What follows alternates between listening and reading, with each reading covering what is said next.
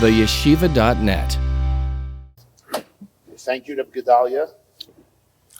Welcome, Rabbi Russel. Welcome to everybody. Bruchim Abayim B'Shem Hashem. Those who are here for the first time and those who are, we raise the volume. Okay, is it better? Clear? Okay. So welcome to everybody. So let's get right into it. The topic that Rabbi Russell and myself want to explore with all of you today is the basic issue of the family unit. Even if you follow everything, all of the advice of real experts who are sensitive and empathetic and understand the situation and understand the consequences, and you're doing it all, you do it with Mesiras Nefesh, and you do it with conviction and with commitment and with love, and you have a support system. So you're really doing everything right. Be'ezer Hashem Yisbarach. But you have another 6 children, or you have another 8 children, or you have another 2 children. Some families have 1 struggling child, some have a few struggling children. Sometimes there are children who are, so to speak, following in the trajectory that you planned for all the children, and that balance is often extremely difficult, both in terms of yourself, in terms of your spouse, in terms of the children themselves. And then there's the whole other element, which has to do with often that there's very little support. There's a lot of shame, there's stigma, there are neighbors, there's always an uncle who knows better. Some of you are lucky to have mothers who give you perfect advice. Some of you are lucky to have fathers who are clueless. Some of you are lucky to have other people who tell you how wrong you're doing things. Especially when you invite that person for Shabbos. You ever had that? And Sunday morning, your shver or your shviga or somebody else says, I have to have a meeting with you. You know that meeting? And they sit down with you at the meeting, and they look at you, and they tell you how much they care for you. And then they give you unbelievable genius advice. They tell you that you should tell your 17-year-old daughter that in this house, tznius is a requirement. It's like, wow, that deserves a Nobel Prize. Never thought of that one. Just never occurred to me. She also never heard it before. So anyway, this is the sugya, as Reb Shimon says, the sugya or the parsha. For those who learn Torah Shabbat, it's the parsha. For those who learn Torah Shabbat Peh, it's the sugya.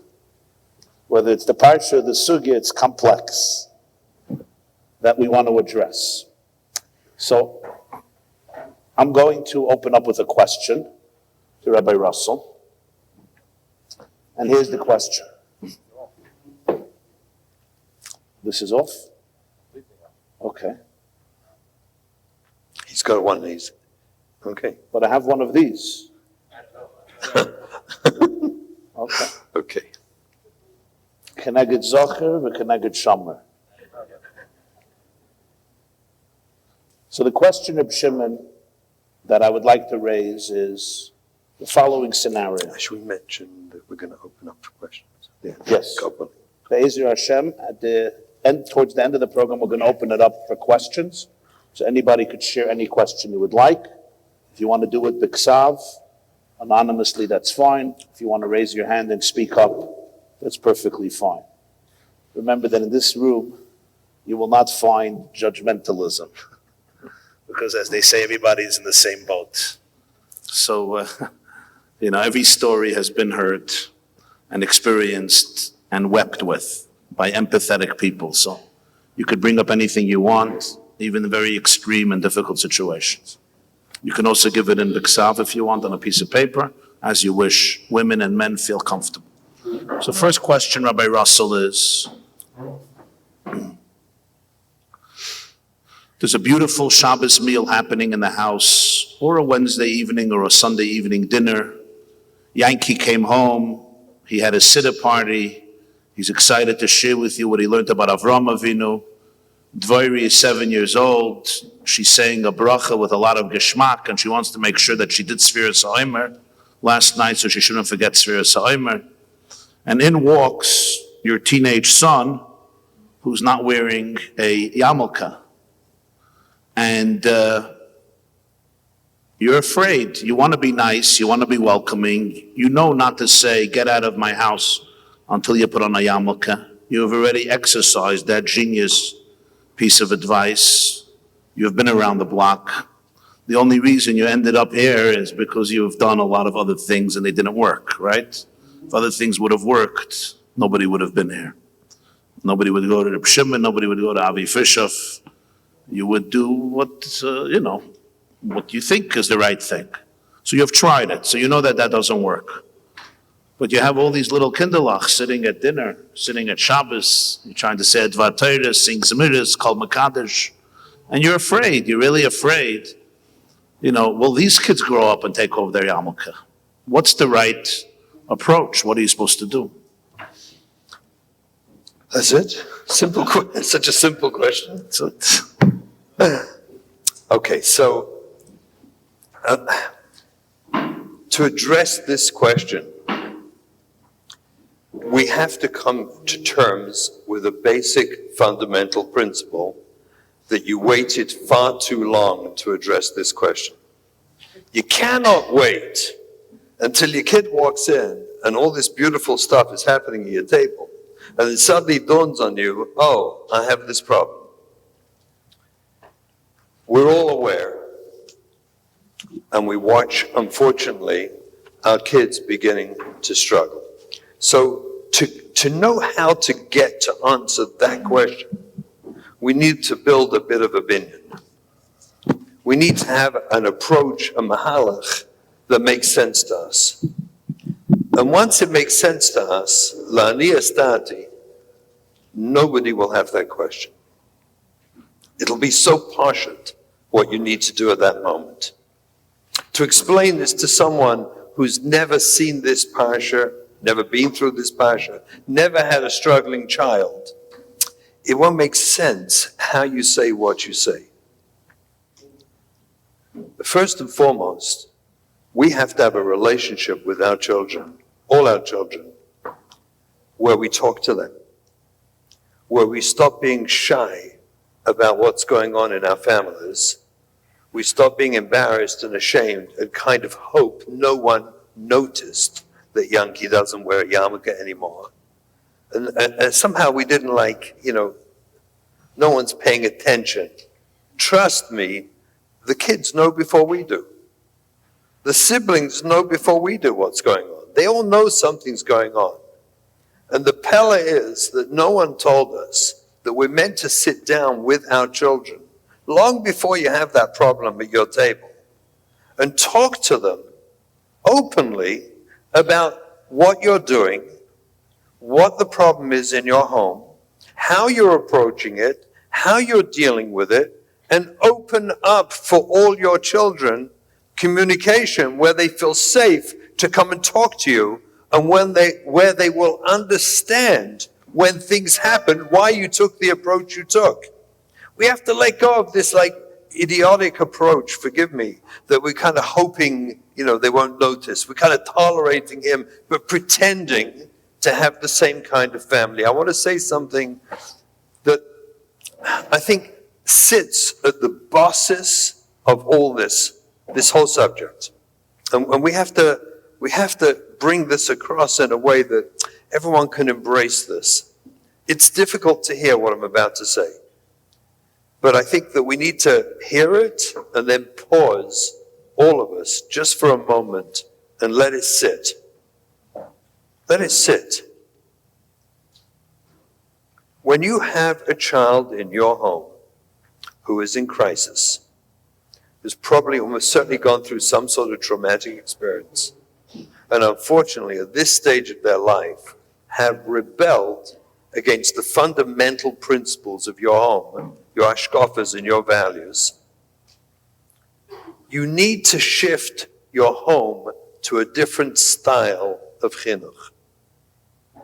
You need to take your whole home somewhere else and recognize that the chances of you somehow maintaining the exact same type of Hasidische, Yeshivische Shtub, with the same values, hashkafas, everything working just the way it did, and do crisis chinuch with this other child, the chances are zero. It's not going to happen. And I think it's really important that we accept that. We let that sink in and understand you're not going to find a clever, happy way to deal with Yankee without the yarmulke, while maintaining everybody else in the exact same way they always were. That does not mean you won't have a beautiful Torah home. It simply means that the style of your home, the way it was, cannot continue. And unless you understand that, there's Pashat no Eitzah. There's nothing to say. I cannot tell you what to do at that table. If what you really think you're meant to be doing is the same, how did you describe it?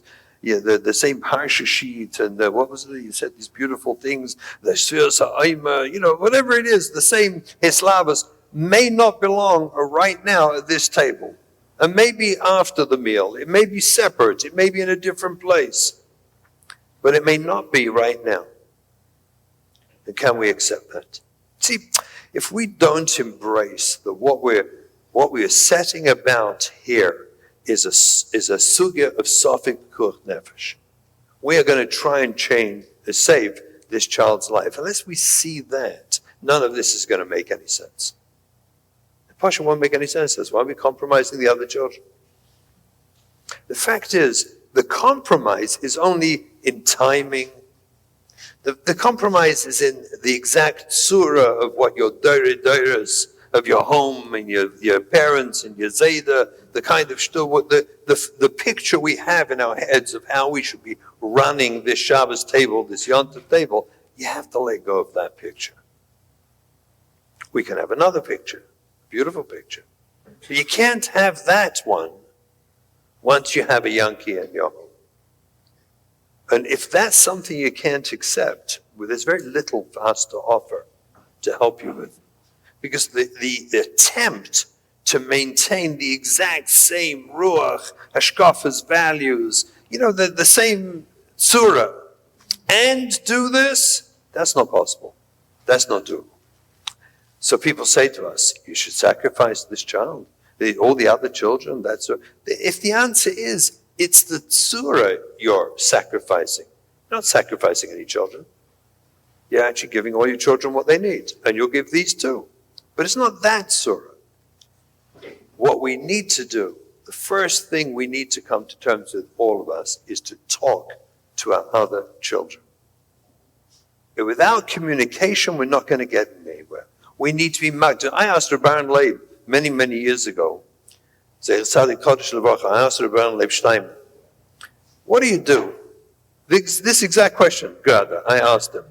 What do you do? Yankee comes in the middle of your Shabbos Suda, and Yankee walks in, puts a light on, flicks the light in front of you, curses you out, takes his yarmulke if he has one, flicks it across the room, as I got some matzov and storms out the house.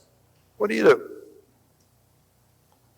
So Shiva told me, you're meant to gather the other children around, all of them, when he's not there. You don't do it in front of him. That's not nice. It's not kind. But when he's gone, you gather the other children around. You put your arms around them and you say, listen, your brother is struggling. He's hurting. We don't know why. We don't understand it. But he's hurting. He's in pain. We, his family, have a chiyuv to love each other, to love him, to create an environment in our home that's so loving and warm that he'll want to be here. That's our chiyuv. That's our responsibility. So we have to, the first step, I think, I'm trying to answer the question, everything is opinion, you understand? But the first step is communication. Can we come to terms with that, please? Go home and talk to our kids. Sit down with them, explain to them. If you're not sure yet what you're doing, tell them you're not sure yet.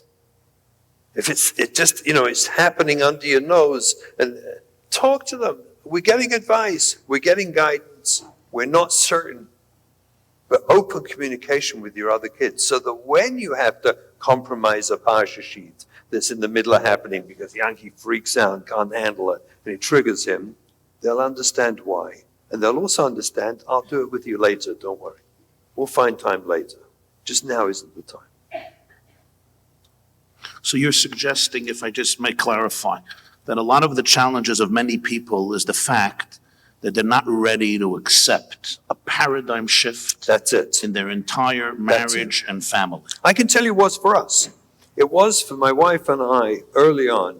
We were still attempting to run the exact same type of home while being tolerant, of the one that was struggling.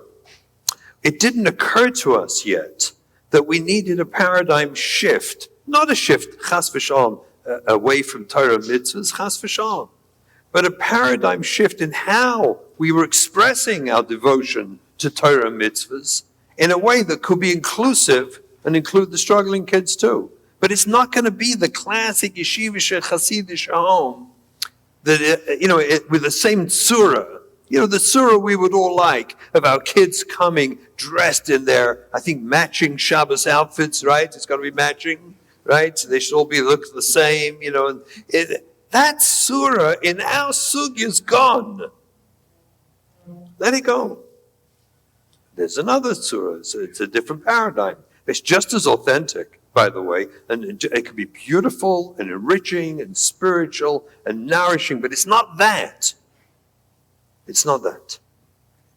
There's a beautiful word from the Ishbitzer, the holy Ishbitzer in Mea Shiloach this week, Parshas Kedoshim. It says, Elikei Masecha lo yisasalach. Literally, it means don't make for yourself a molten God. Don't craft God out of metal. So he says, which Meshugana thinks that you're going to make some metal toy and that's going to be God? So he says, Elikei Masecha lo yisasalach is, don't turn God into a particular structure. Oh. In other words, sometimes what happens is Yiddishkeit, God becomes synonymous with a tzir. This is what God is. Everything else is antithetical to Yiddishkeit. Sometimes circumstances in life, Reb Shimon is saying, challenge us and elevate us to really become connected to a God that is beyond surah. Lo yisasa l'chapeso. How do we make images today of Hashem? Nobody bows down to statues anymore, right? As far as I know. I know where I live in Muncie, I don't think anybody bowing down to statues. But we bow down to different types of statues. Yeah, exactly. We bow down, okay, that too. But also we bow down to spiritual statues. What Yiddishkeit is supposed to look like. What my child is supposed to look like. Elikei Masecha lo yisasalach. Maybe your shlichus is to have a different type of home. Maybe the Rebbeinu Shalom wants something else. So that takes a lot of humility, doesn't it? Oh gosh, yes. It looks like you're talking from experience. I am confident to believe that with the gifts HaKadosh Baruch Hu gave me, I would have been a very big balgaiva, if not for my children. I'll be honest. I think I would have been judgmental and a balgaiva. And it's on the contrary, it was precisely the challenges with my children that helped prevent that. And that's also one of the fundamental issues that we all have to embrace, that this problem that we're dealing with, we have to come at it from a perspective that this is kol kuloi ratzon habayah. We nod our heads, forgive me. And I think we should address this just for a moment if we can. We nod our heads theoretically. I think we all agree, Ein ra yored min hashamayim. Take the Chazal, simple Chazal. Ein odom neikef etzbo milamata. Ela im ken machrizin olav milamala. A person cannot stub his big toe in this world. Ela im ken, unless a malach in Shemayim is machriz, that has to happen. What do we do with that?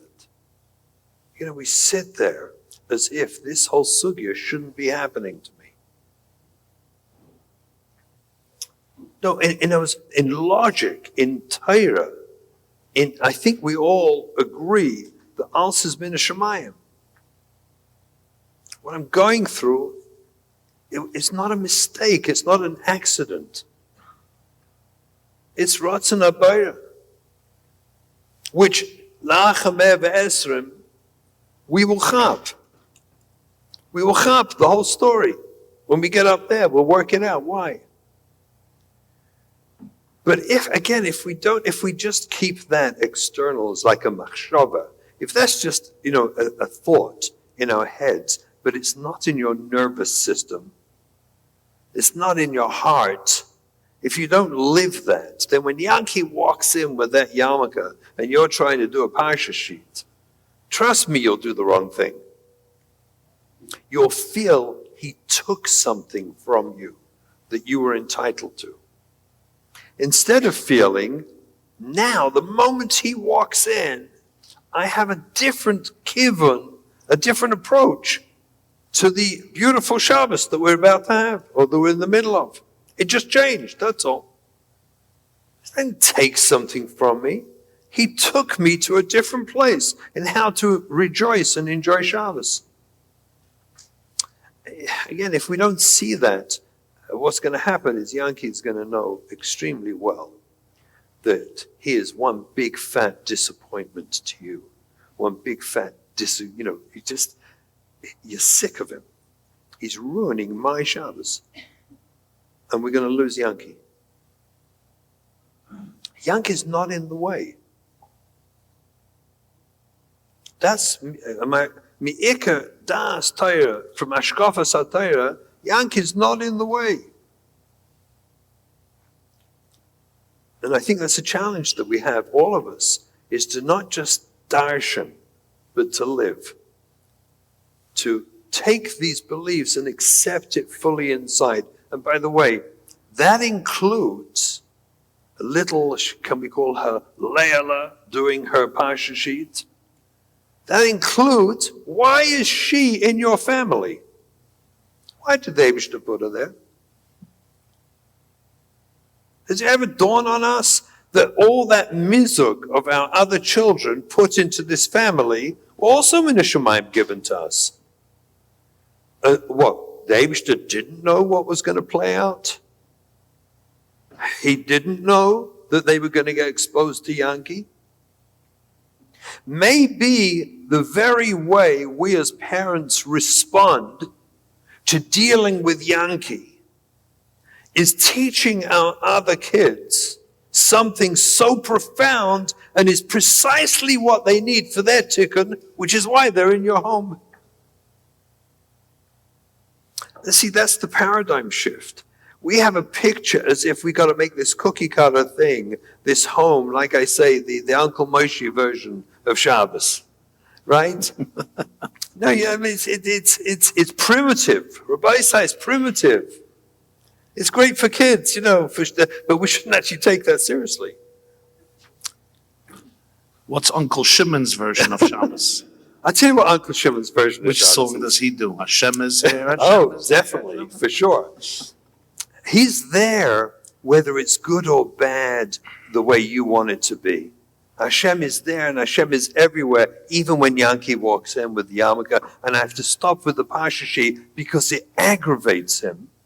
And let Leila know, don't worry, we'll finish it later. Don't worry, we'll do your Parsha sheet.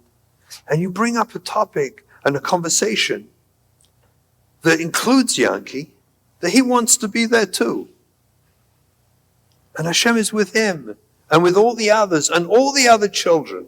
I think it's Mi'ikre and Muna, and anyone who disagrees with this, you come talk to me. But it cannot be the way I see life and the way I believe Chazal express life does, that it's a mistake that all these kids are getting exposed to Yankee right now.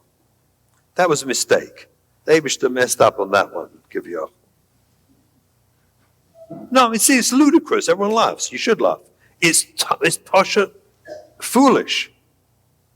Which means maybe the gift to your children, the other children, is watching you as Meirdik, the Haibana parents, loving parents, deal with and embrace Yankee, and they watch and they nourish themselves, their spirits and their neshamas, by watching you, that will come out later in their lives as Meirdik Peiros, that will define their very lives in this world, because they watched how you handled it.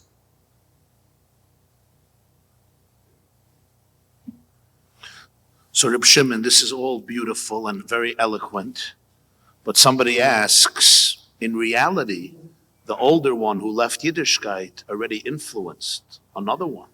So there's 2 children now who left Yiddishkeit. Yep. Does that mean the next 4 are going to leave Judaism? And I should just say, this is a wonderful mission, watching all my children leave.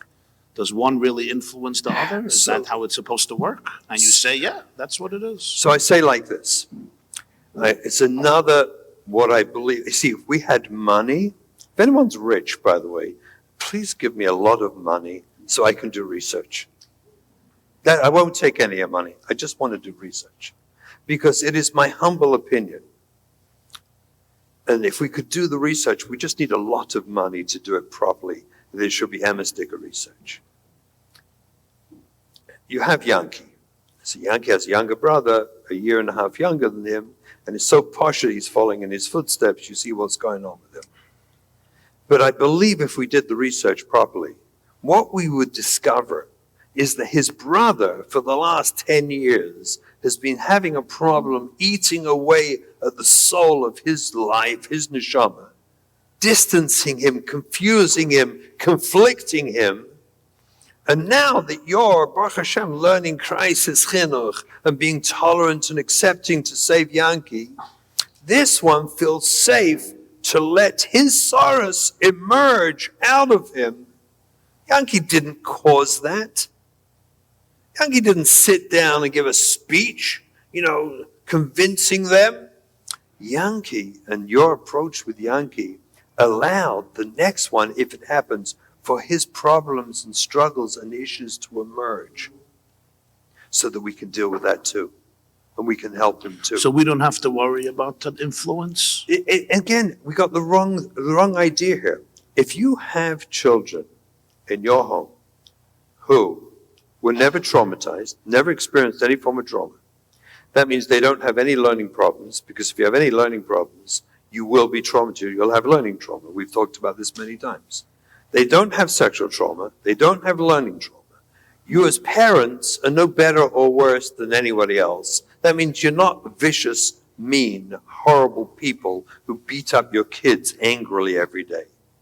Right? Your kids are just gesunte, regular learning kids, happy kids, without any form of trauma. Not only will they not be hurt and influenced by Yankee and his process, but you will enhance their lives, the Yiddishkeit, the Torah. They'll probably become mechanchim, therapists, someone like chashuv in the community, helping children because they witnessed how you helped your Yankee and saved his life. Masha'en Kain, all the other struggling kids. For example, I'll give you an example. The most common one I ever see is, unfortunately, lo aleinu, the tragedy, and it's not always the explanation. It's not. There are many, many things. But let's take a classic, simple model where, unfortunately, the older kids in the family are molested. They get molested by neighbors. They get molested in school. They get molested. And unbeknown to anyone in the family, because you never heard of it, and then, unfortunately, we're still in a culture where we're just now beginning properly to have open education to all parents about prevention of sexual child abuse. It's only beginning now. After 25 years of me talking about this, it's now beginning that schools are having kinusim and educating their parents and warning them and teaching them the signs and how to protect their children from sexual abuse. It's just happening now. Last 2, 3, 4 years. This is it. So what happens in a family where No one ever told you.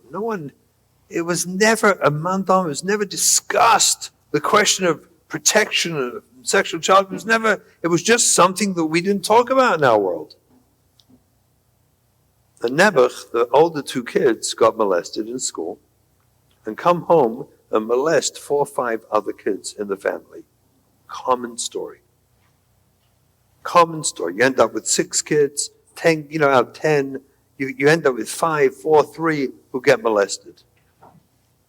Yankee then starts struggling because he hit 14, 15, and he starts struggling, and you have to tolerate him, blah, blah, blah.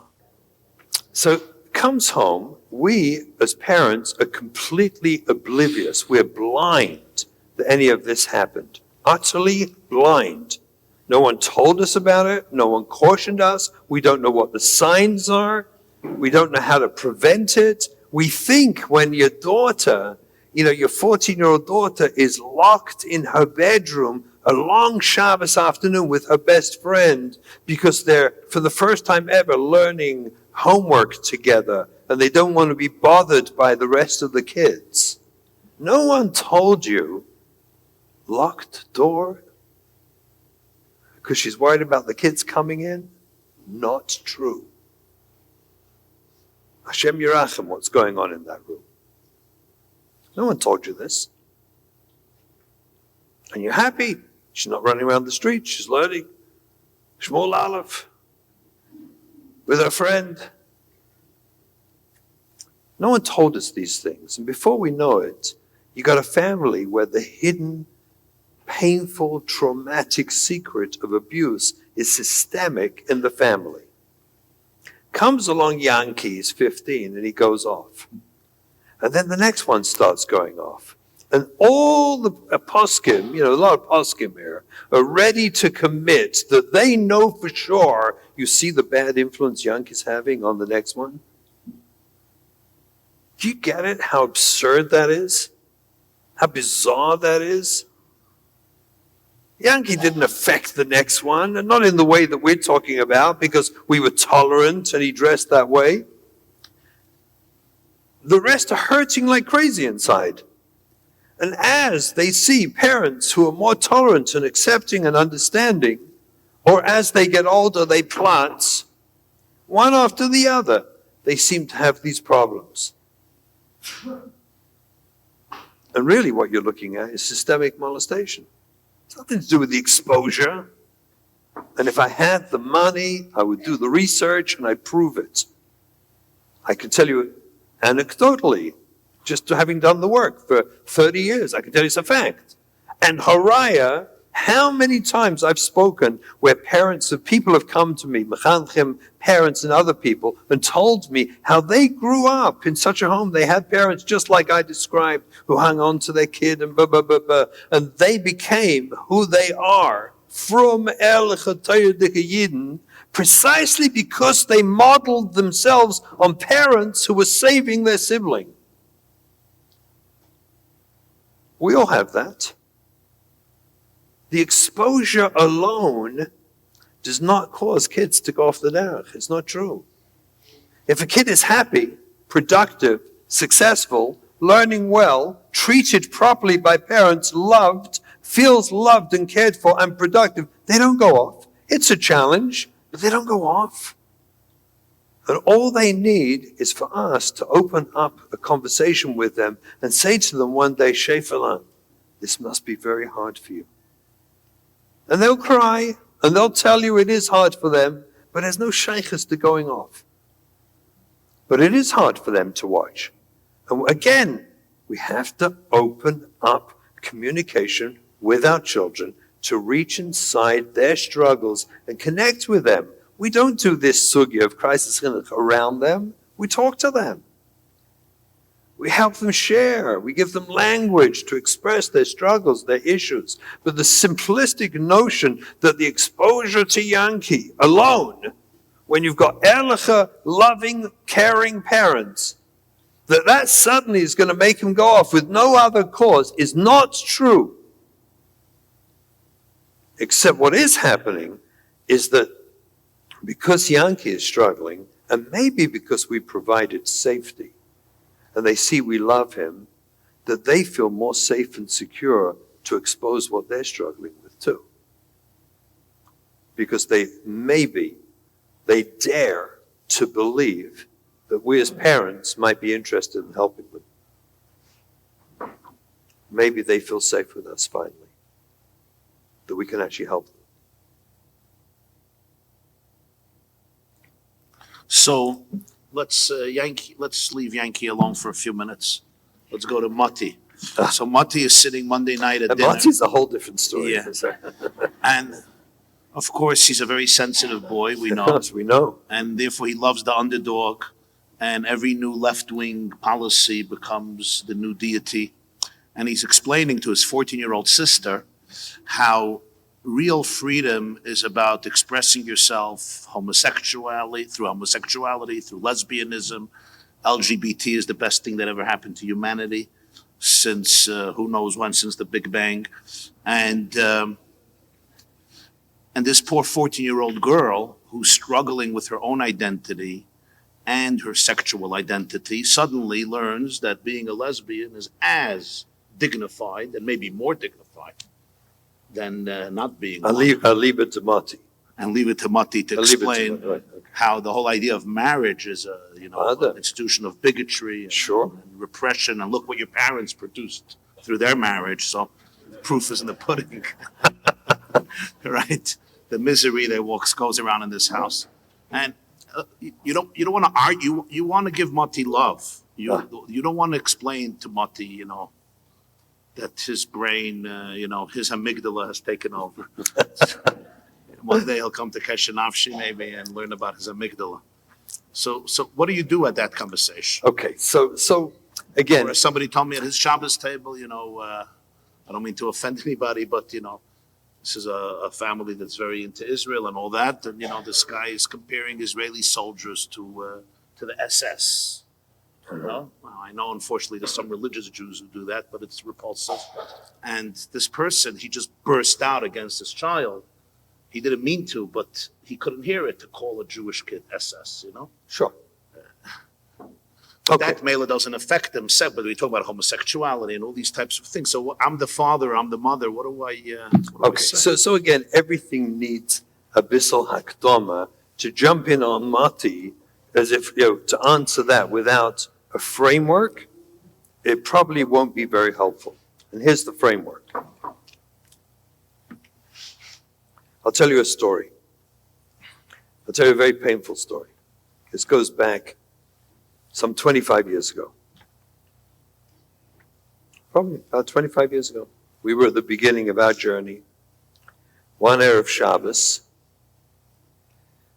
Friday afternoon, we get a phone call from one of the Shtot Zaskonim, who I knew well, in Lakewood, and told me, it doesn't matter what you're doing, but you and your wife need to come over now. That's, by the way, never a pleasant phone call. With our hearts in our hands, we went over to the house. You remember? Do you remember this? I don't remember. No. We went over there, and we were treated to a description about one of our children, and he was just telling us, because he's my friend, how this kid is about to be thrown out of school. If we're smart, if we're wise, we'll get him out of town to some other, city, just get him away from here. A ganze drasha letting us know, that our son had been up to no good things, whatever it wasn't proven, we didn't know, was true, it wasn't true, there was no bezdin, there was no nothing, there was just good old-fashioned, let's call it what it was. But meanwhile, we were threatened and terrified. We were young parents with a young family and told, this is what's going to happen. Your kid's about to get killed, ruined. Get him out of town. So this is about 25 years ago. We came home. I probably felt like I was dead inside. I didn't know I had an amygdala in those days. But what I did know was that my entire being was shut down. I froze. I went into real freeze. I was as close to dissociating as you could be and still be present. Somehow, like a dead person, I made Kiddush. I must have sounded like a funeral. I was saying, Kel Mali Rachamim, the death of someone. When I get like that, I don't thank God anymore, but when I did, my voice would go low. I could barely get the words out. Vayihir.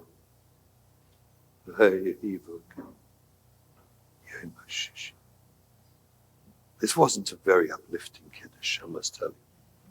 I remember going through the meal frozen.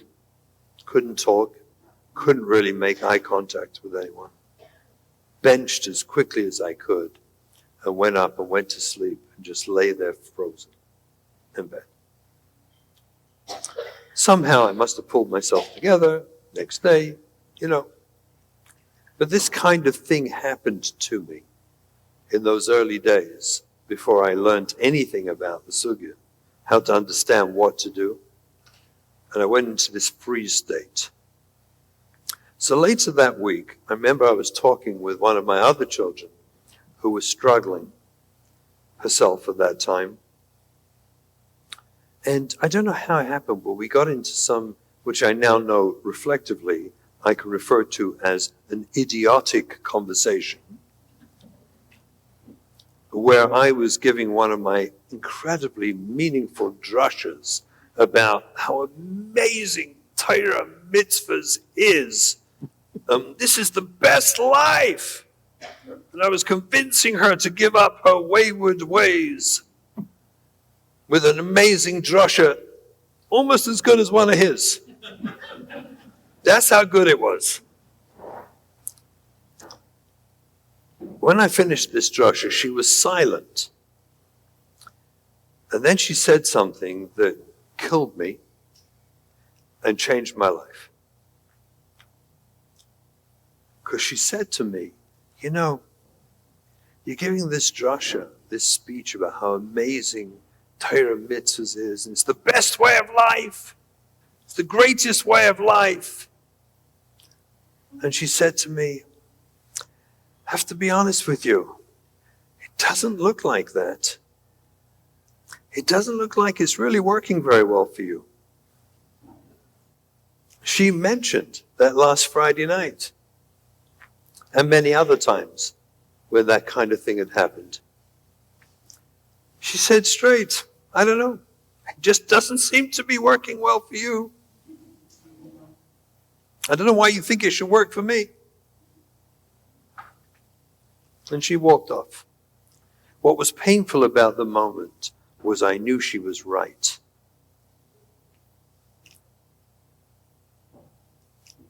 I knew she was right. And she killed me with her truth, which she gracefully did many more times during our journey together. But I stumbled across this truth. Winston Churchill, they have this saying from Winston Churchill, that in the course of life, sooner or later, everyone stumbles over the truth. The problem is, most people pick themselves up, dust themselves off, and walk off as if nothing happened. Well, I was determined not to, and I did tremendous amount of soul searching from that moment on, asking myself, if I'm so thrown off in my Yiddishkeit because of the challenges and struggles, then I think I have the wrong relationship to Yiddishkeit. I must have missed something somewhere. In the chinuch, in the education, the yeshivas, whatever I got, I must have missed something somewhere, which I realized over the years I really did miss. We spoke about this when we did that program, about the 3 changes that I felt must be made in the system. So the Sashar mentions the Ikar Metzias Ha'adam Ba'olam Hazeh The reason we're here in this world are shleisha dvarim. Na'aseh mitzvahs, do mitzvahs, la'avoid, avodas Hashem. Most people don't even know the third one. It's peladik. The third one is la'amid b'nisayan. To be aimed b'nisayan. Ika metzias ha'adam ba'olam hazeh. Mitzvahs, avodah, and la'amid b'nisayan. And I must tell you, I never heard that before. I read that Mr. Lashon many times, but never took it to heart. Never once. On the contrary, I suffered with Sheva Brachas disorder. You know what that is, right? Sheva Brachas disorder. It's where you sit at Sheva Brachas and you believe everything they're saying. Sheva Brachas disorder. Deiris muvarachim. Right, you've been build a binyan adeyat. Wow. I mean, the brachas are beautiful. I have no problem with the brachas. But the picture that's painted is simply never true. I was once sitting with a certain Rosh Yeshiva at the Sheva Brachas. They were doing this stuff. He nudged me and told me, Shimon, get up and say the truth. I said, no, I can't. He said, no, you have to, he said. And I said, I was embarrassed. And suddenly he stood up and clapped and said, Shimon's going to speak. So I got up and I said, I'll tell you the truth. You both look like beautiful young people. Nice chosen, nice color. You look like you actually love each other. Did anyone tell you you're going to fight? I said to them, watch the heads of all the married people in this room, because I'm about to describe marriage to you. And I went forth, my usual mahalach, that we all struggle and fight and we work it out and we build it. That's how you build yourself. Aymed ben Nisayan, there's no such thing and never was a married couple who didn't fight. Everyone goes through their struggles, their fights.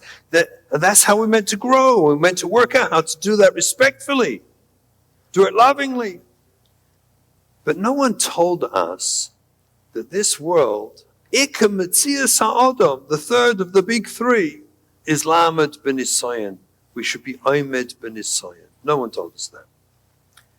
So we're utterly unprepared, and therefore we get terribly tzabrachen when we suffer from Sheva Brachas disorder. We treat that, by the way. If you come, I have a specialty in Sheva Brachas disorder. I can get you over it. So you become realistic about life. Actually, we're doing group therapy on that right now. Right, we can all let it go. If we could get over it, and we could understand that being Aymed ben Nisayan is mi'ika metzias ha'adam ba'olam hazeh, that we're going to have very shver nisyanis, that they're going to challenge us and be difficult for us, then we don't get sabrachen when they happen. That means we stay centered. We stay positive. People ask me very often, how come you're always so happy? People ask me, it doesn't make sense. And all these struggling kids, people who know me, you could ask, there are people who know me in this audience for years, many years, and they will attest. Am I right or wrong? Generally speaking, I'm a happy person. Yeah, my wife says, yes, we agree on something.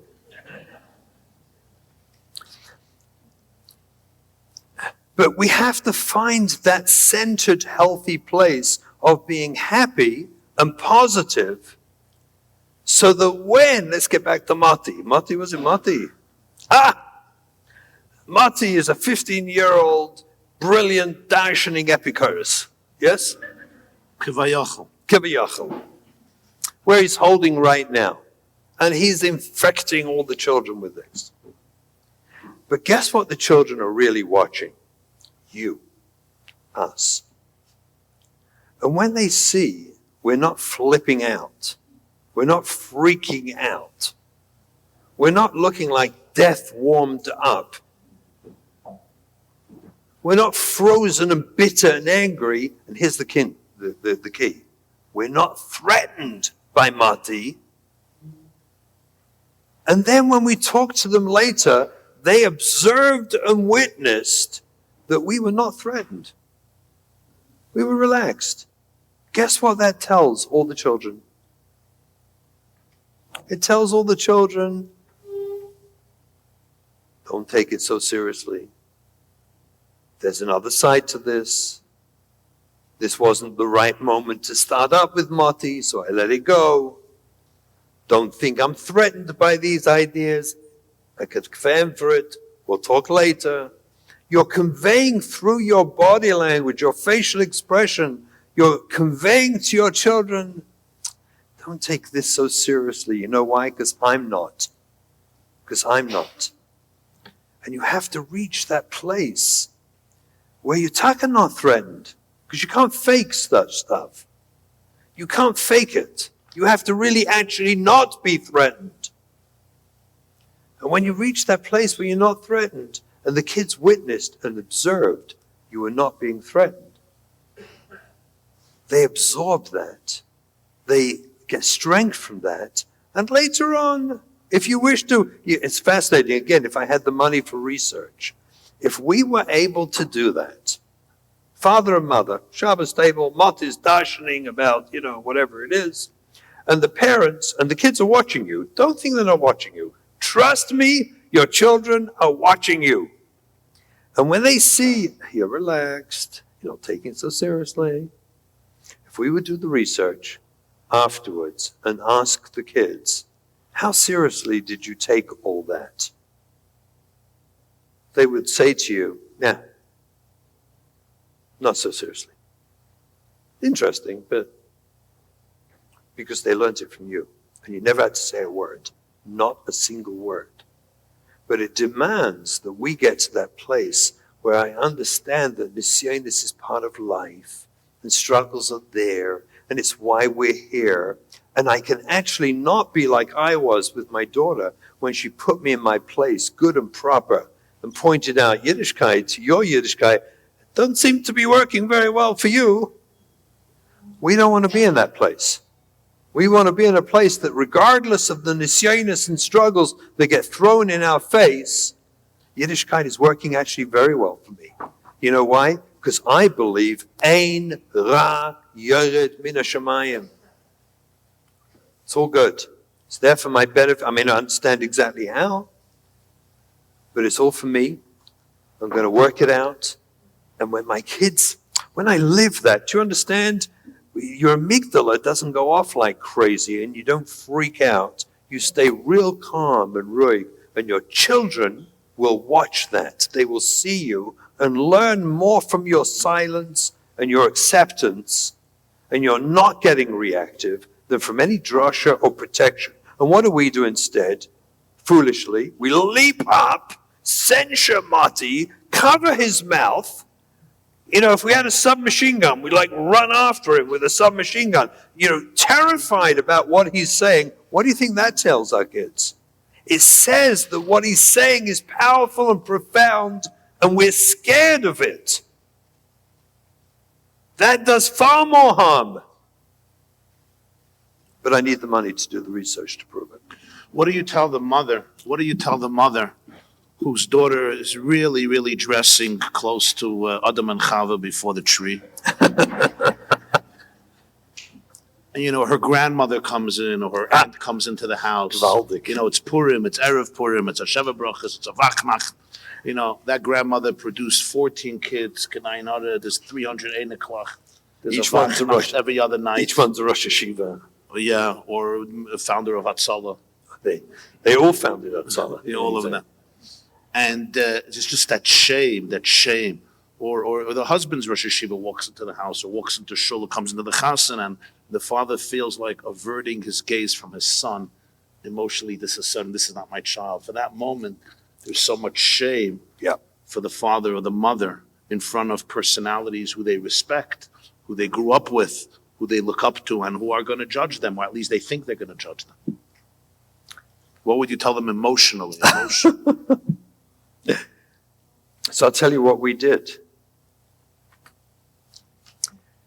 One of our chasnas, a daughter of ours, she had been struggling for a long, long time. She's the one who's not from presently, and probably closer to us than any of our children. Probably the closest. right? The youngest. When she got married, she was married, she's been divorced. She's married and divorced. When she got married, up until then, she was very much not with the program.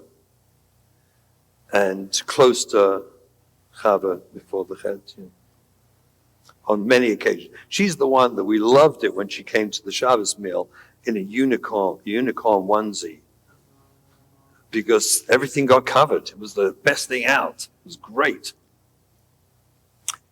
Her best friend, prior to getting married, was a guy, a homosexual guy, who worked in the local Wawa in Jackson. Am I correct? Saying it right? I don't usually get these things right, but I'm saying it right. Her best friend was a homosexual guy, which we were kind of happy about, because, for obvious reasons. This was like, Ein Ra Yored Min HaShamayim, thank you Hashem. On one occasion, she actually bugged out so badly one Erev Shabbos that she said, that's it, I'm going to him for Shabbos. I'm not sure what that means. I'm going to him for Shabbos, whatever it means. And my wife and I, packed up a whole Shabbos, a Kedim bottle of grape juice, a becher. We gave her some kugel, some food. Do you remember we packed it all up, said, you need food for Shabbos? We sent her off for Shabbos to the homosexual boyfriend. Imagine the hype of the Shabbos they must have had. But she came back Motzi Shabbos, everything was good. We even put a bench in there, showed her where Kiddush was. Am I exaggerating? I said, we put that bench here. No. Okay. Poetic license. Kitza, at her wedding, the Nidden came up. I have a lot of very nice frum friends who come to our weddings. And I must tell you, in those days, we weren't so open, I don't think, with everyone about what we were going through. But the Nidden came up for my wife and I. What do we do with the homosexual boyfriend? What was his name? I forget his name. Good gesunter guy. And then it was, what do we do with him? All our friends were upon him. I was like connected person. People came. Chaverim, Yedidim. And so we decided, I guess, all her girlfriends knew him. They knew him. He was part of the chevra. So we invited him, because I told her, you're getting married. It's like a Sudas Preda. You can't have a boyfriend and a husband. So you're going to say goodbye, and he should understand that.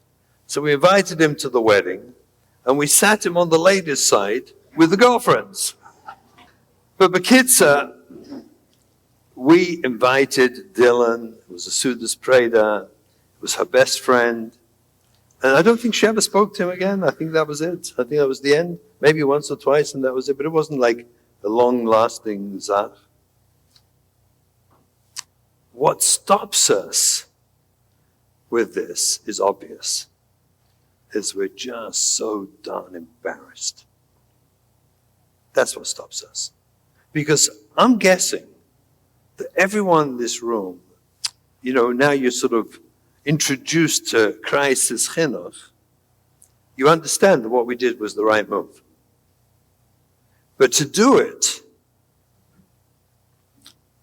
that you have to overcome your ego. That you have to understand you're doing God's work. She is closer to us, as close, Mary, am I right or wrong, as any of our kids.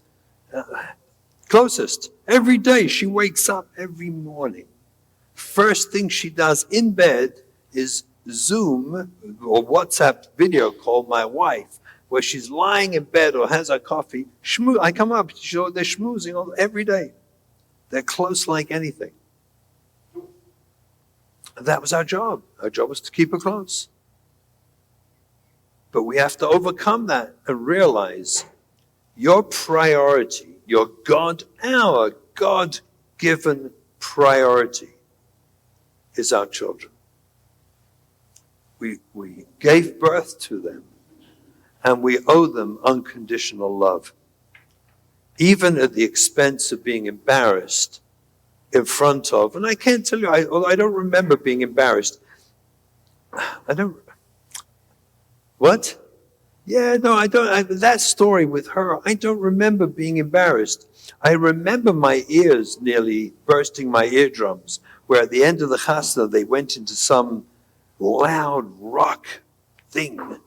The chasna turned into some rock concert at the end. And it was like, whoa, no one warned me to bring earplugs. I needed that. But our commitment is our kids, not the neighbors, not the grandmother, not everyone else. We shouldn't be achzarious to them. When they say to us the classic time-honored line, the famous, this in the Hall of Fame of bad lines to say, this is the one most abused. How could you let her do that? How could you let her? As if any of us had any control or power not to, without being a mazik, without destroying her life. We don't let. We live with them in the hope we can repair their attachments, and over years and decades, they will stay with us, return to us, live a life, a meaningful life, by us repairing our attachments with them. And I have to tell you, if it comes to my worry about the Rosh Hashiva walking in or the grandmother, I'm happy to sit down and have a conversation with them later. I'm not mean. I don't ignore them. I offer them a conversation, but just not now. Just not now. Because my priority is my child. So you feel when the father emotionally disassociates even for 5 minutes from his child because he wants to fit into the Haredi ambiance, he's sacrificing his child on the altar of his ego. Oh, that is beautifully put.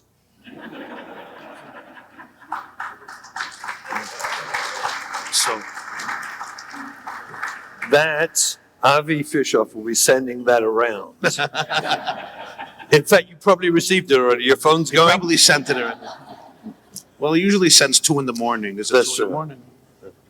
Sorry, Shabbos, 2 in the Oh, my phone. I think it did. Yes, that's exactly what it is. Is there, somebody says, is there other room, your sister's making a wedding, and your son is going to show up maybe without a yarmulke or maybe in a bathing suit? Your daughter is going to show up, however she's going to show up. Is there room to say, we'll cover the chasana, we'll cover the simcha, Zaydi's going to be this, maybe put on a yarmulke, tayera, tzadikol, malach elakim. It's a good thing I didn't have lunch or I'd throw up. Okay. There is no room. Our loyalty is to our child. And if your sister or sister-in-law calls you or your brother, Epis, I don't want to I hope you won't be, belated, but, because of Bobby, it's because of Bobby, right? If she could just come. Bobby has borderline personality. That's besides the point. Your answer is, I totally understand, and we'll miss you, and we wish you mazel tov. But we won't be there. Wow. So the parents themselves should not show up. Absolutely not. And you tell them gently, I understand, you can't handle it, I got it. It's embarrassing for you, but we won't be there. Because you want to show your child that they come first. Absolutely, yes.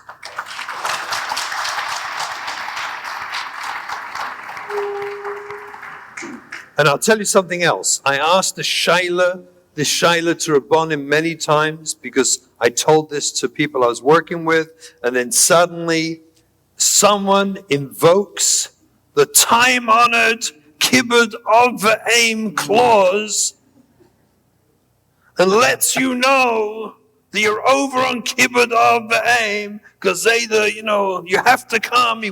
And Bobby needs the picture with all the, Today you can Photoshop in afterwards. Anyway, I said you can Photoshop clothes on her then. What's your problem? What's the big deal? If that's what you want. But they evoke this kibbud of the aim clause designed to make you destroy your child. I got news for you. In halacha, it has no place. Chayecha Koidman says you take care of your child first. If you're forced into that corner, then gently and respectfully, you reassure yourself that my priority is my child, even at the expense, as gently as you do it, of kibbud av v'em. That's Parshas, a psak halacha I received many, many times. That means we don't be achzarius, we can't be angry, we can't, you don't create a scene, you just share the facts. I'm so sorry we won't be there. It's all of us or none of us. And you need to make up your mind. And if you can't do it, we're fine. We respect that. We respect that. My child is my priority. It's probably helpful to remember the alternative. You may show up at the wedding, your child will be forced to be in a way they don't want to be, but the result may be somebody cutting their wrist, Yes, exactly. somebody overdosing. Absolutely. The So that's what we're consequences are dealing with. horrendous. We're not just dealing with, we're dealing with pikuach nefesh. Yes, that's exactly right. We are dealing with koch nefesh. And therefore we side with our child. Always. Under any and all circumstances. Especially when it comes to shame and embarrassment. And we say, so I won't come, it's fine. And that includes Hanukkah parties. That includes where no one officially is allowed to talk about the fact that her uncle molested her. And no one's allowed to say this because he's been struggling his whole life and now he's sort of getting it together and we don't want to destabilize him. We don't mind if your daughter is in a psychiatric unit. That we're okay with. But we don't want to destabilize him. I don't want to get into the lomdas and the inequity of it all. But there is a woman that her father molested her for years. She doesn't go visit, she can't, and her sisters tell her, Kibbud Av, you're killing mommy and tati by not showing up like the rest of the family. What would be your response to this? My response would be, sure, please go to mommy and tati and tell them as soon as tati makes amends for what he did, we'll be happy to come. Let him make amends first. Let him make amends. But until he make amends, no, sorry. Sorry. So just to clarify, the concept that kibbud av v'em comes at the expense of your health and your children's health is a very corrupt concept, isn't it? Well, when you say, yes, it is. I mean, but often clearly, I mean, if you say to me that my health, I don't want this to be misunderstood. If my health temporarily, I find it difficult because my parents want me to come and move a cabinet for them, a closet to another room, which they can, and it's a bit strenuous, I go do it. Right. But what we're saying is like this. If I'm putting myself or my child into a sofik pekuach nefesh, which you would be if you're going to force your child to dress properly, to go to the chasna, especially where they know they're not wanted or respected or loved, the reaction to that is sofik pekuach nefesh. And in such case, you're chayecha kaidmim, and you're potter from kibbud av in that moment. When is the point that a parent does know that the attachment is good enough or that the child's prefrontals are functioning to the point that you could nicely tell them to do something? Number one. How do you know that you went through the chut hasayra? Yeah. I don't care how well your prefrontal cortex is functioning. We don't tell them to do something. Ever. We don't tell them. I don't tell my kids to do things. And my kids, true or false, are incredibly respectful to me. True or false? I never tell them. I would never tell my kid to empty the garbage. I would ask them, Shefela, do you think you could empty the garbage? If you could, I'd appreciate. If not, don't worry, I'll do it. And I'm more than happy to do it. What about non-in-crisis chinuch? In regular chinuch, I do the same thing. I don't tell my kids what to do. That's why they all respect me. I say it truthfully. Am I, Barry, Mommy? Truthful or not? I probably took most of the garbage out of it. He was with us for Yontif. I probably took out most of the garbage. I asked them, but you know who took it out? Momo.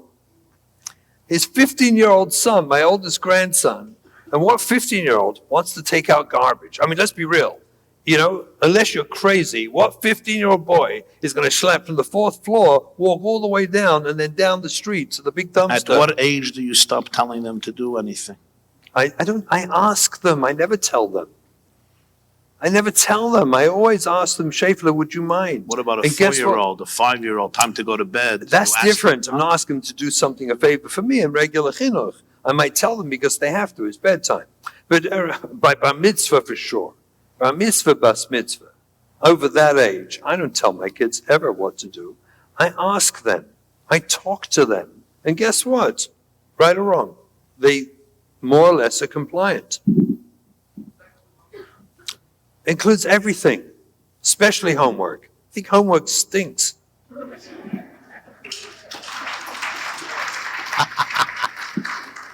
Homework is a mazik. It's not as bad as Parsha sheets, but it's a mazik.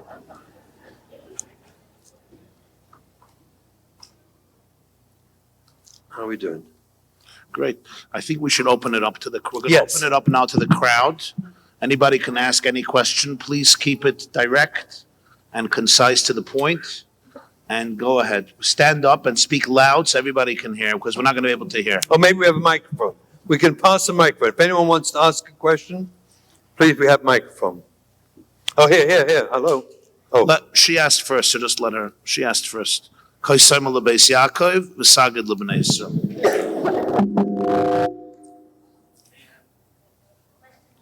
Closer to your mouth. The question was about children. You said about children, they're supposed to be in the family. They're supposed to be exposed to the older sibling and, or younger sibling, whatever it is. What about grandchildren? My personal experience, my older son answered Shiloh, my married son, he said he can't bring his children if my son does a Veros in front of him, and that means like not wearing a yarmulke. So I'd like to know about that. Well, I'd like to speak to his Rov. That's all.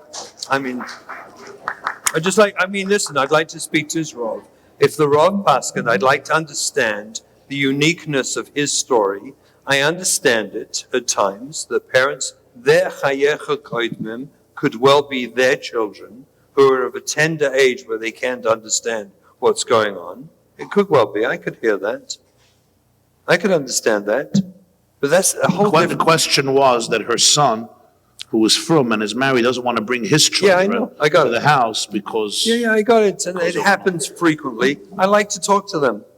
And I do talk to them frequently. But again, I understand there may be a certain uniqueness for your son and his wife with their children that even in halacha, it could be. It's not so parshat that they have the responsibility to expose their children.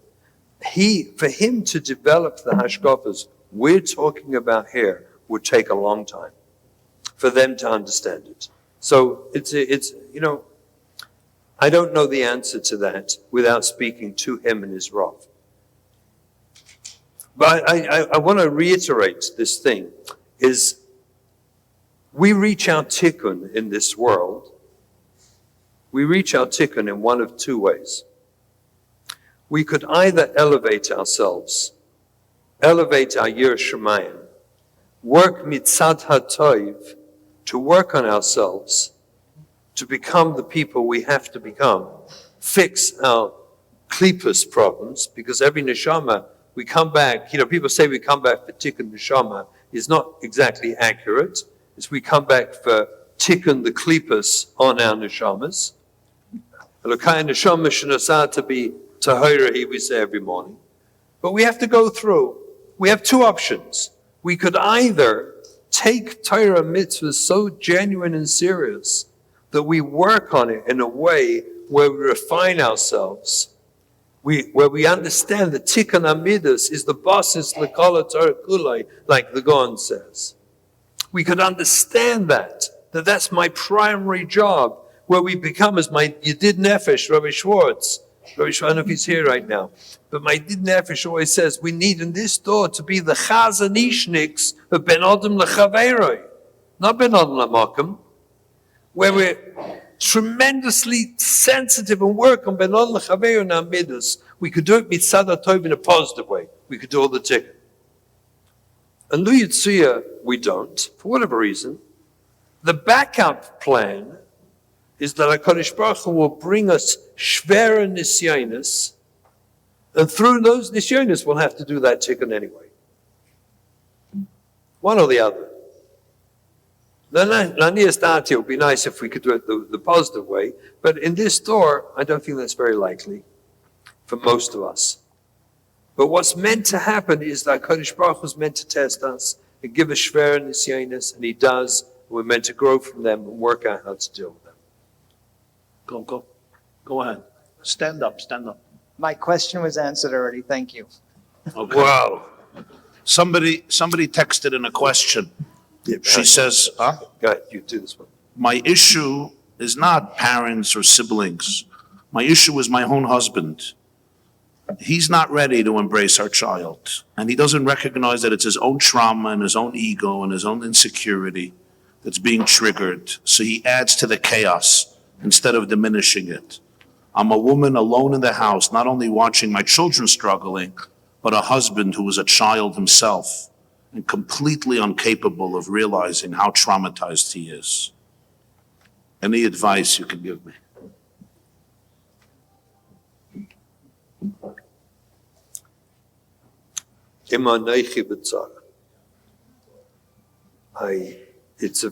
What you've described is a incredibly challenging problem that needs a very, very sensitive tipul. If the husband in case here is so traumatized, as the text says, that he's too traumatized to even understand. By the way, I think that's just inappropriate language usage, because my experience has been that in the right way, in the right setting, with the right support and hadracha, we can bring to the attention of someone how their trauma interferes in their lives. It's not easy, but it may be doable, and I would strongly, strongly, strongly encourage this wife not to give up, seeking counsel for herself for how to reach him,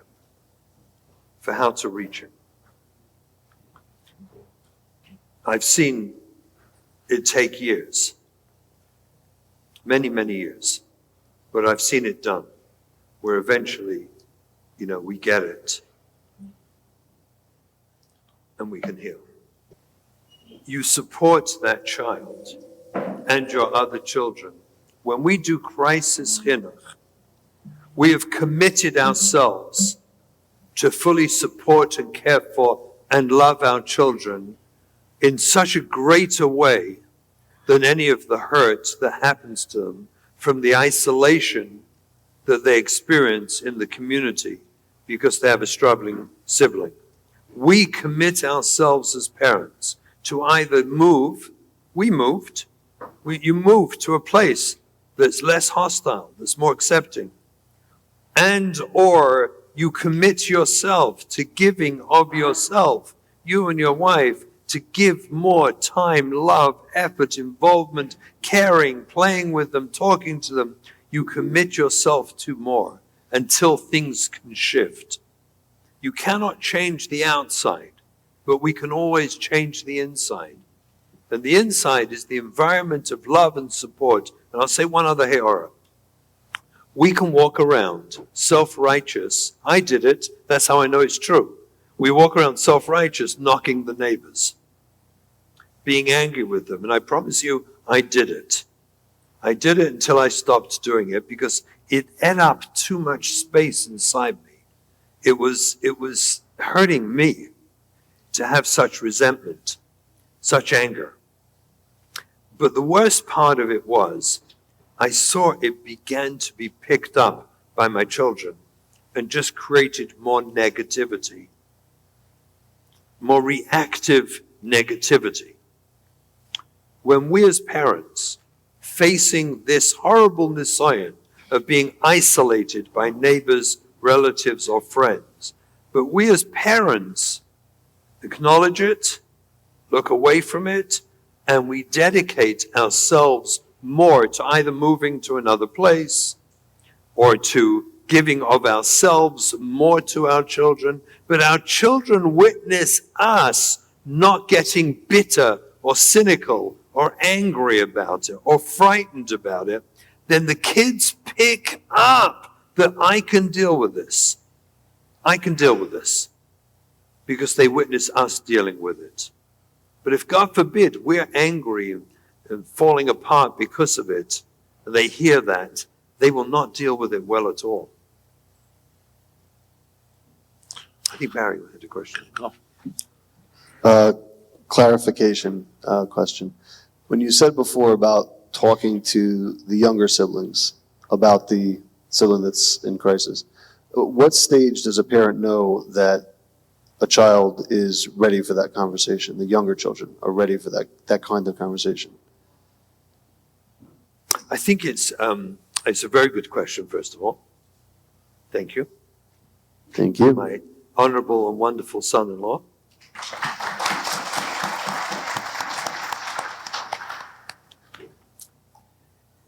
The answer, of course, the question as it's sat cannot be answered. Because the question of when are they old enough to talk to them, the question is to talk to them about what? So to talk to them about your sexually active 15 or 16-year-old sibling, at 5, they're probably not mature enough for that conversation. To talk to them at that age about why he's not wearing a yarmulke around the house, they might be. So the first thing is to clarify, each question demands a different level of maturity and age. And I think it's a matter of trial and error, that we talk to them. You know, communication, it's very interesting because we're coming to the end, but I started with this and I want to finish with this, and then something else I want to say, if that's okay. But communication is the key. This was the mistake we made in the early years, where on the contrary, everyone kept everything very quiet. You know, you pretend it's not happening in your home. You don't want to talk to the other kids. They shouldn't know. They know. They know more than we know. And by the way, the neighbors do too. And your friends and your relatives. Everybody knows. You know, we think we're high. It's just a joke. But the painful part of that is we let down our little children, our younger children, by not preparing them in advance in a mature and confident way that we're dealing with this. We can deal with this. There's a way to deal with this. We must talk to our children age appropriately, help them understand we're not blind and we're not dumb, and we know what's going on, and we're working with it, and open communication to our children that if you're hurting or confused, my door is always open.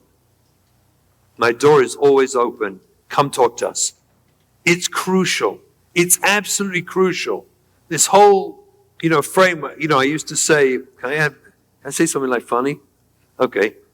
So I used to say, no, I shouldn't knock the Hungarians. We got any Hungarians in the room?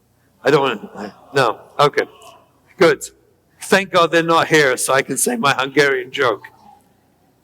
So I used to say, why do Hungarians only have rugs in their houses and not wall-to-wall carpets? The reason is just in case there's a problem and you need to sweep it under, it doesn't work if there's wall-to-wall carpets. So you need rugs. That we have moved very far from. By the way, some of my best friends are Hungarians. Just so you know. My wife, for example, there's a Hungarian. She's Hungarian. Okay. Mrs. London. Go ahead. Okay, I understand that there is a time when a child is in crisis and there is no asking in the house whether to give into their needs as then needed. For example, if they need a friend over the weekend in order to tolerate whatever is even though they're not keeping Shabbos, or in the moment they need a pet or whatever it is, we condition the family and train them and teach them that this is the need of this child right now and we're here for them. But then comes a time where the healthy children, it takes so long, it takes years, and the healthy children start to feel negated or not seen or not heard, and it hurts their attachment. When is the time, when do we know that it is the time to shift over to asking permission of all the healthy children, to training the kid that before you bring your boyfriend for the weekend, can you ask the kids in the house and see that everyone is ready for it? When is the time for that shift to happen? To reunite the family, sort of. Okay, so there might or might not be a time. If the dynamics of homes are different, some homes there will be a time because the child in crisis has developed with your help and love, and they become more mature, and you feel you could have these kind of conversations. The time would be for you to go and test the waters. If you really believe your child is there, go talk to them. Take them out and sit with them and explain to them and talk to them and see. If you really feel they might be ready, then I encourage you, take them out for dinner, sit with them and say, listen, if I'm wrong, I'm asking Mechila. If I'm hurting you with this question, help me understand that. But if not, this is a question I feel I must ask you. Wait until take them out and talk to them about it. It absolutely does happen as they get older, that they can have that sensitivity. What are we working for all these years and creating attachments, if not to exploit them at some point? So, you know what I'm saying? That's the whole point. No, I'm serious. So when you get there, just take them out and test it with them first. Okay, does that make sense? And we should all know that. We could do that. That is why we're working so hard on attachments, so we can get to the point we can have an honest conversation. I want to tell you, it works so well that eventually I've had conversations that were so painful and difficult about the lifestyle of some of my kids that they didn't want to talk to me for a while. But they came back afterwards and we made peace and we moved on. Because although I wasn't sure, but I trusted my judgment and we were patient. I said to my wife, be patient. I think it was a good move. Let's see. We still make, the phone calls and we call, and it all healed because we'd worked so hard on attachment that it was painful, but they bounced back because that's the point of working on attachment, is it creates resilience, which is bouncing back. Let's say a woman or a man was molested or raped. They're calling a school. They have an employee who molested them, and the school says, I don't believe you. What do you do? I must tell you, I find the question is very painful because the research all shows us that the numbers are so tiny of people who actually make allegations like that aren't true. The preponderance of all the research tells us it is true. So that's horrendous. And quite honestly, I personally have encouraged people to take the school or the Rav or whoever it was, the community askan, take them to a din Torah. Take them to din Torah.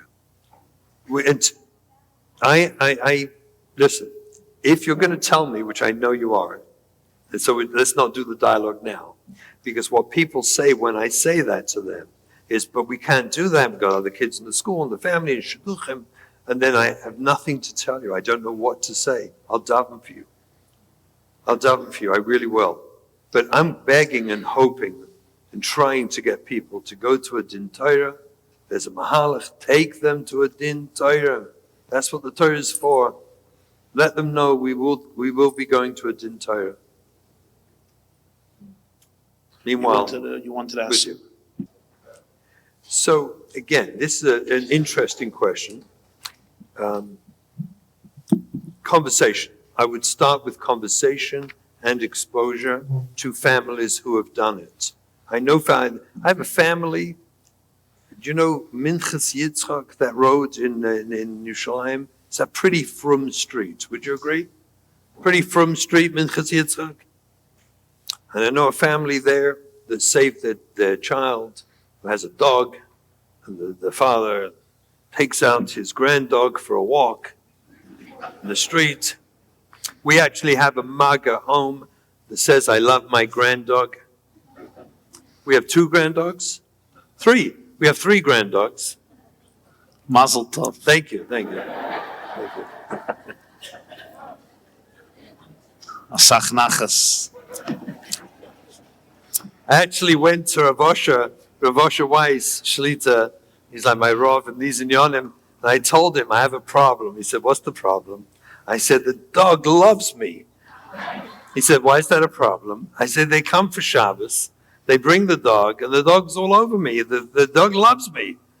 It just loves me. Can I touch the dog on Shabbos?" And he told me, went through the sugya. He said, "This is not the dog they were talking about in all the Sfarim. This is muktzah. It's not muktzah. You can't pull out. Hey, you have to be careful. Enjoy the dog. Have a nice Shabbos." Well, Expose them to There are many families who have had to do it because it was hatzalas nefashos. So there's so many people you can go to, expose them to it. They will see it and understand it, and then move to the edge of town. Okay. we have another 10 minutes. Go ahead. Shh. Just like that? What would be the correct response to a grandchild that asks Babi, Safta, whatever, talking about her own mother? One second. Who's talking? I'm terrible at this. My wife will attest. Who's talking about what to whom? Sorry, I wasn't being clear. No, I lost you. It was me. The grandchild. By the way, did everyone else understand what she was talking about? Oh my gosh. No, the women understood. What? The women, Men? the men. No, the men are clueless. No, unbelievable. I feel so validated. Thank you. Yeah. Saved my shalom bias. Yeah. Thank you. Wow. By sessions, we are in the amygdala level, so we're just trying to survive. I think I'm in deep trouble beyond the amygdala. Okay, yes, I'm sorry. Great news for my husband. Yes, all of us. So this Start again. grandchild- 1 second so I can track you. Okay. Let me concentrate. The grandchild There's a is grandchild. asking me, The grandmother. is asking the grandmother about my child, which is her mother. Oh, I got it now. How come she's not doing so-and-so, Shabbos properly, it's Nias, whatever it is? She's asking, she's waiting for me to respond. What's the correct response? You say Shefela. It's a lovely question. Did you ask Mummy yet?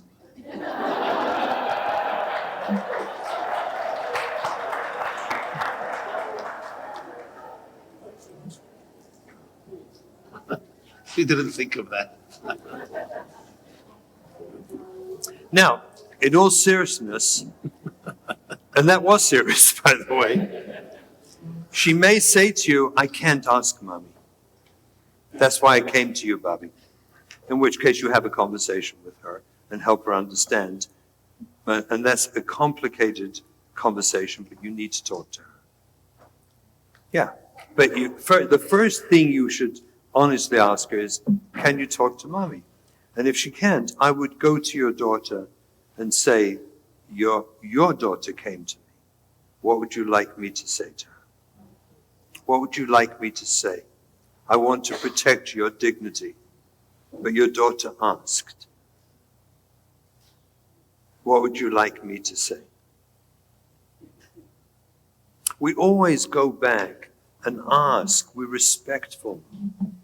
We're not judgmental. We understand, and we go back and we try and tune it and ask her, "Help me if you could guide me what you'd like me to say." You're welcome. A mother texted, "My challenge is my child is in terrible emotional pain. He's not ready to acknowledge it. He's blocked off from receiving any form of attachment. He says he's perfect, but his heart is shut down. What is my role? What is my husband's role?" Love and patience. This sugya, you see, this sugya is not a manipulative sugya. Crisis chinuch isn't a clever intervention that we do that, like achieves a predictable outcome within a predictable timeline.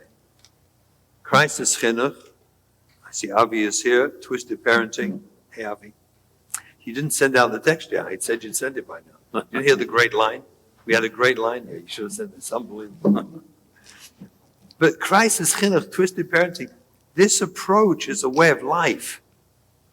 It's a way of life to reconnect. What happens with that, when, how, where, that's a process of its own. You understand? It'll happen in the right time, the right place, the right way. That's not our cheshbon. Our cheshbon is to reattach. We have time for another one or two questions. Anybody raise their hand? Go ahead, yeah. Okay. Okay. If you really truly believe that your child who is embarrassed to go is really and truly okay because it will draw less attention to them and their struggles if you go. Because if you don't go, it will, so to speak, highlight why not. And more people will be talking about them. When the child asks you, please, please go, I can't deal with it, I can't. But please go, it's likely they actually want you to go because it creates less of a tumult. What you do, if you're wise, is you say, if you're not coming, Shefla, I'm happy not to go. But what you may well discover is they actually do want you to go because it causes less of a problem for them, less highlighting the problem. Okay, but just check in with them. What I've said time and time again, check in with your child. Talk to them compassionately. Tune in. Okay, I just have continuation to what she asked before. Stand up. In continuation to what she asked before, knowing my daughter, if my granddaughter would come to me and ask me something about her mother, and I would tell her, did you ask your mother? And she might, because she's a talkative girl and she's not shy, and she'll go and ask her mother. Her mother will, or on the same note, if I would go and say, by the way, your daughter came to me and asked me about this and this, what should I answer her? Exactly like what you said. She would probably turn around and just get angry at my granddaughter and say, like, why do you go behind my back and talk about me? Or don't you know I do everything right? And just because Bobby does this, Mommy does that, that kind of, you know what I'm saying? No, I'm so sorry. Did I not say you have to ask her first?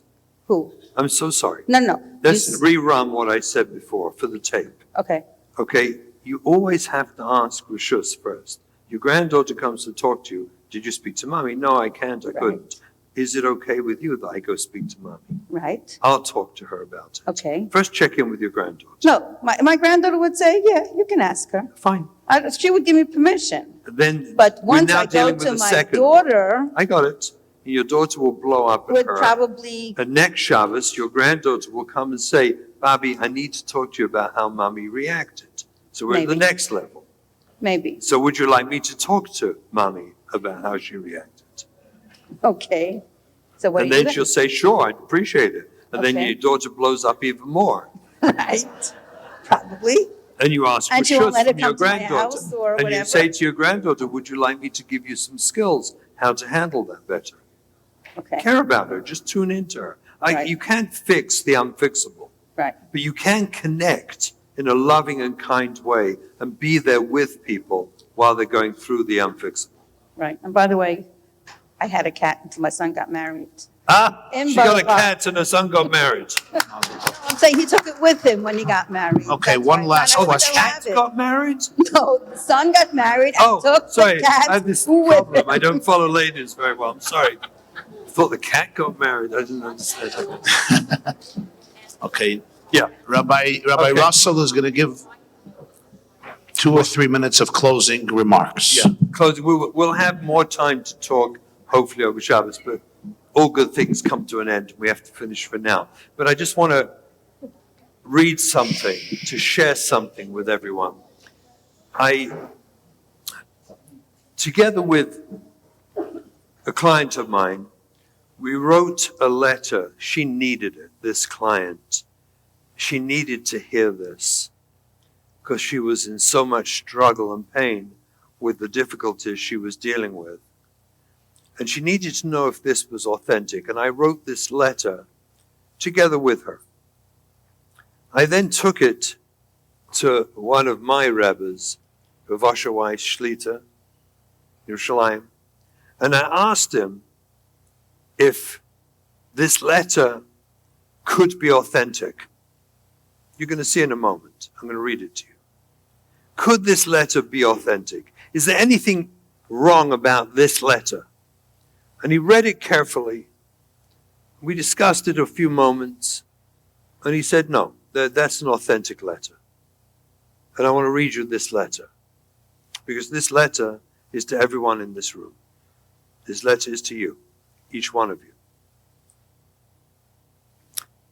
Dear Mr. and Mrs. X, let me make this perfectly clear. HaKadosh Baruch Hu, in his infinite wisdom, puts you into this situation. It is not just a bad mistake from Shemayim. This is exactly where you are meant to be right now. It is no different than anything else you are called upon to do as a believing Jew. I unequivocally feel that your chiyuv in this situation is to do everything you can to keep your child close to you, and that you should do so with humility, but in a fearless, unapologetic manner, with full confidence, to the full extent of your ability. Yours truly, a Gadol B'Torah. This is a letter to all of us. This letter we deserve. We need to know that what we've learned in crisis chinuch, twisted parenting, what you've learned, you must do with humility, but in a fearless manner, with full confidence, to keep your child close to you, to keep your child fully loved. That's your letter. I hope everyone has the most amazing Shabbos.